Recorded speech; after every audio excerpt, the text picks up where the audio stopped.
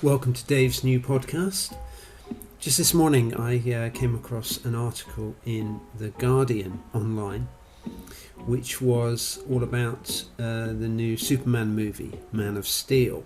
But in particular what it was talking about was the way that apparently the studio that made Man of Steel is particularly marketing it towards Christians and Christian leaders in America, suggesting that they make use of it to communicate their faith in Jesus.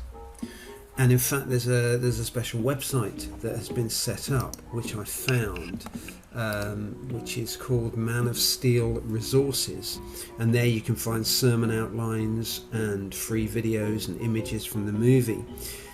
And when you play trailer number 3 for Man of Steel, which I did this morning, it is quite extraordinary, some of the phraseology of the voiceovers and the dialogue clips that they put in it. They say things like, he'll be a god to them. And there's a voiceover saying, what if a child dreams of becoming something other than what society intends? What if they aspire to do something great? Superman's earthly father, played by Kevin Costner, says, you're the answer, son. You're the answer to are we alone in the universe? For some, he's a guardian angel, and for others, a ghost who never quite fits in. You will give the people of Earth an ideal to strive towards. That's another line. You'll help them accomplish wonders. And then Superman himself says, my father believed if the world found out who I really was, they'd reject me. And of course all of that very applicable really in some way or other to the whole question about who was Jesus and wrestling with who he is and who he was and who he is now and all that sort of thing. It's nothing new, of course, to take films and use them to help people think about not only faith but life and its meaning anyway, really. So although The Guardian has picked up on this particularly with Superman, Man of Steel, it's been happening now for years, really.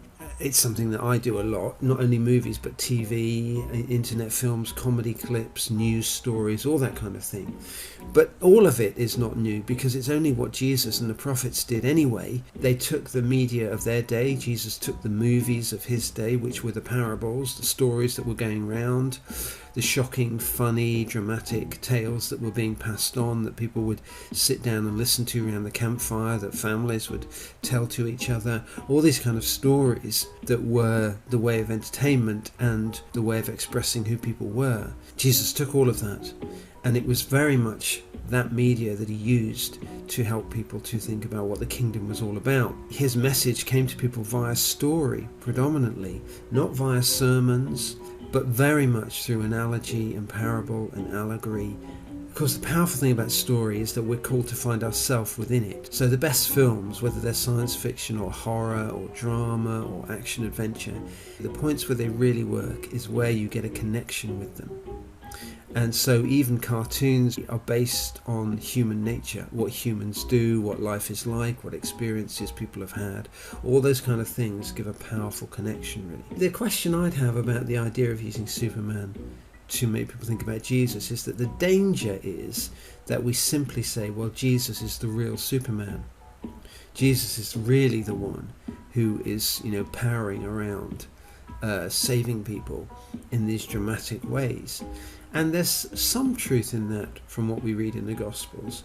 There are lots of miracles, for example, that Jesus did and people focus on. But there are many, many more incidents which are not melodramatic. They're not glamorous and glossy. They're incidents of small conversations. They're incidents of countercultural actions that Jesus does, which upset a lot of people, but help the people who are in need. I'm not saying Superman doesn't do that, but I think the idea that we have of Superman is someone with superhuman powers. I think the life that Jesus calls us into is not one where we'll be able to do incredible things and wow the world into following Jesus, but rather we're invited to do the small things that change the world each day. And that if we follow his example, then it's very demanding. He himself described it like this. He said, it's like when you've been sentenced to death and you pick up your cross and you carry it off to where you're going to be executed.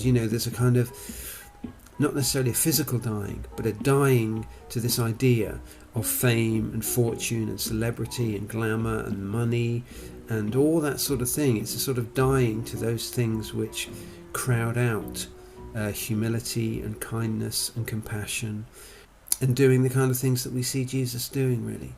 Thanks very much for listening. That was Dave's podcast.